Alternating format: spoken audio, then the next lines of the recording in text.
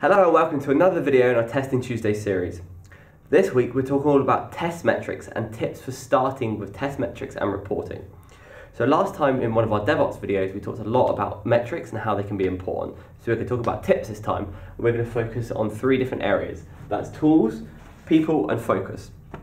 So moving on, starting with tools, I try and keep these Testing Tuesdays videos tool agnostic. We as Clearvision partner with some testing tools, but actually we try and keep this more of a testing principles, but I have named some in here. So the purpose of the tools part is, first of all, you're going to want a decent analytics business insights tool. Now, I've listed three of our test case management partners here of Qtest, Zephyr and Qmetry. All three of those offer brilliant test metric tools, and of course there are open source options as well if you wanted to. But the idea is that I'm highlighting the fact that if you can get a decent tool which allows you to very easily access the data in your schema, you can then start to build reports.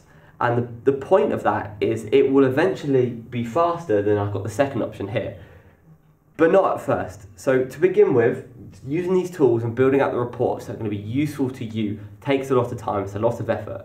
But once you get it right and once you nail it, then you can start to automate those through emails, and really that effort is a lot at first but then falls down. As opposed to the second option, which a lot of people still use, which is Excel. So a surprising number of teams we talk to will do an Excel export from their testing tool, then they'll use Visual Basic scripts or macros they're going to run through to try and get the data that they want. And they're going to do this every week, every month, every time they want a report, and there's a massive overhead on that. And you have to do that every time. The point of a BI tool is that, yes, you have that manual overhead to begin with, but later on it's a lot less. Then moving on to people. So really, you don't want to underestimate the amount of effort it takes, as I've just highlighted, to set up these tools, and you're going to want dedicated analysts. So you might already have some, but you want to keep those analysts happy by giving them a tool that's easy for them to use. And then really the second option is you don't want to put limits on it. It's no point saying, I need this report by 9 o'clock tonight on my desk, otherwise there's trouble. To build out proper reports that are really going to help you takes a long time. To really speak to everyone in your team, work out what's important, speak to your auditors, to your QA managers, to your C-level people to find out what's important, and that's their job. Leave them to do that and they'll produce some fantastic data which is going to have massive benefits for speeding up your SDLC. And then the third option is focus.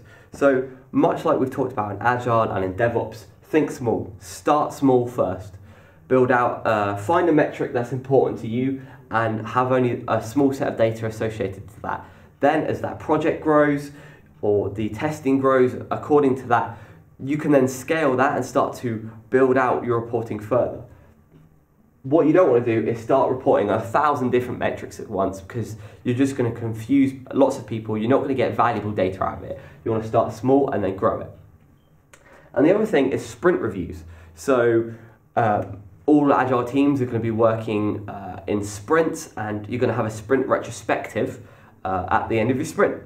So why not use that as a way of getting decent information and use that as a way to test the metrics you are generating and see if they can relate to sprint reviews, or take information from sprint reviews and then put it into your reporting to try and build out even more testing metrics.